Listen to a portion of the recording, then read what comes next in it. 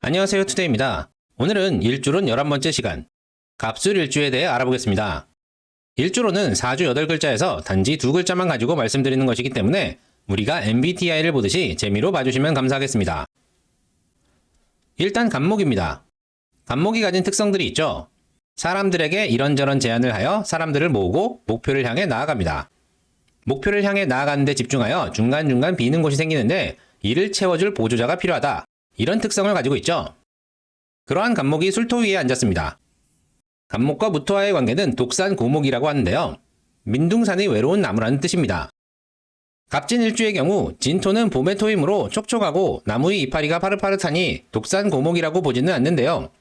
갑술일주는 술토가 가을이므로 마르고 딱딱하며 나무 이파리도 다 떨어진 상태이므로 독산고목의 형태에 부합합니다. 갑목에게 토는 재성이죠. 재성 때문에 갑목이 외로워집니다. 남자 갑술일주는 배우자궁에 재성이 들었으니 와이프가 배우자 역할은 잘 하는데 속궁합이 좋지 못한 경우가 많습니다.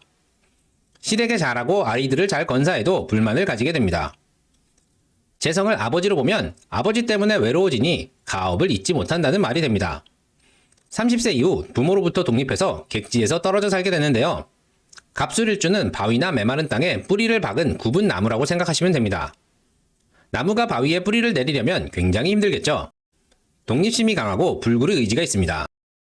그렇게 뿌리를 박은 나무는 어떻게든 살아남아 잘 죽지도 않는데요. 객지에서 한 번 자리를 잡기는 어려워도 한 번 자리를 잡으면 좀처럼 망하지 않습니다. 갑목에게 술토는 양지이기도 하죠. 잉태된 태아가 엄마 뱃속에서 자라는 상태입니다. 재성이 양지이니 한 번 자리를 잡으면 지속적으로 돈이 모이는데요. 문제는 양지라서 재물의 크기가 엄마 배보다 크지 못하니 갑목의 성에 차지 못합니다. 실제로 많이 벌지 못하는 경우도 있지만 좋은 차나 집을 소유하고 있어도 만족하지 못하는 경우가 많습니다. 이는 갑목일간의 특징이기도 한데요. 목표를 향해 쭉쭉 뻗어나가고 싶은데 그러지 못하고 살기 위해 세파에 시달려가면서 굽이굽이 자라야 하니 그래야 하는 상황이 싫은 겁니다. 본인의 직업에 불만을 가진 경우도 많은데요. 그래도 어렵게 자리를 잡았기 때문에 그 일을 계속 해야 합니다. 배우자에게도 불만이 있으나 헤어지기 어렵습니다. 그래도 내가 살아있는 이유는 바위에 뿌리를 내렸기 때문입니다. 배우자와의 의리를 지킵니다.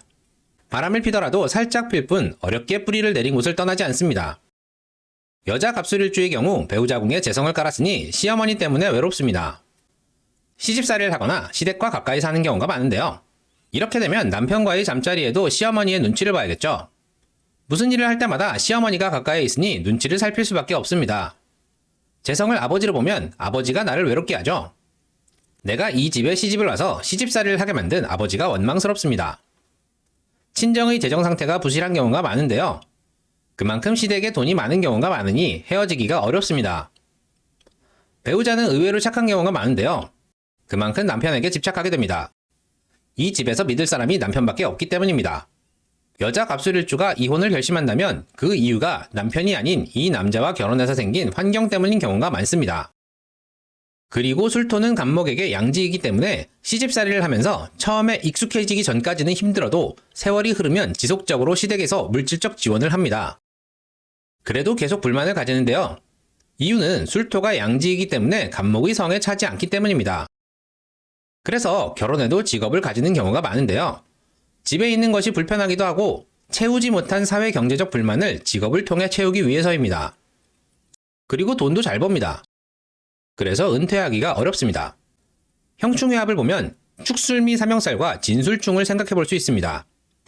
갑술일주니까 축술형, 술미형, 진술충이 일어날 수 있겠죠. 제가 축술미 영상에서 말씀드렸지만 원인 모를 예기치 못한 재난이 축술미죠. 여자의 경우 이유 없이 시어머니가 화를 냅니다. 이유 없이 시어머니가 아프고 병수발 들어야 해서 힘듭니다. 갑자기 아버지가 사고를 당하거나 큰 병이 생깁니다.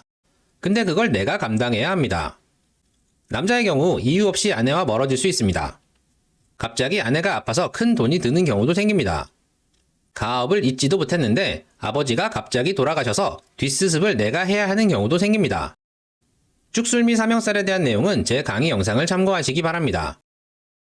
진술충은 월일충과 일시충이 있을 수 있는데요.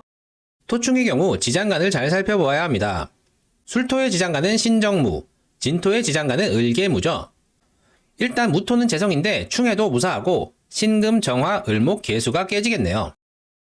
월 1충이 있는 경우 15에서 30세에 을목과 계수가 깨지는 상황이 발생합니다. 을목은 비겁이니까 형제의 변고 또는 내가 다치는 상황이 발생할 수 있고요. 계수는 인성이죠. 부모님의 이혼 사별을 논할 수 있고 아무래도 모친 쪽의 피해가 큽니다. 또는 학업에서 문제가 생길 수 있겠죠. 30에서 45세에는 신금과 정화가 깨집니다. 신금은 관성이니까 관제수를 논할 수 있고요. 남자는 자식, 여자는 남편에게 문제가 생길 수 있습니다. 정화는 식상이죠. 진로가 막히거나 밥벌이를 하지 못할 만큼 아플 수 있고요.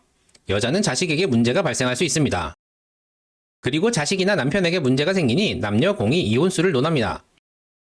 일시충의 경우 시지에 술토가 있는 거죠. 30에서 45세에 신금과 정화가 깨지고 45세 이후 을목과 계수가 깨지니 이에 준하여 풀이하시면 좋을 것 같습니다. 원국에는 없는데 유년에서 진토가 들어오는 경우 3분기에 진과 술의 지장간이 깨지는 현상이 발생하는데요.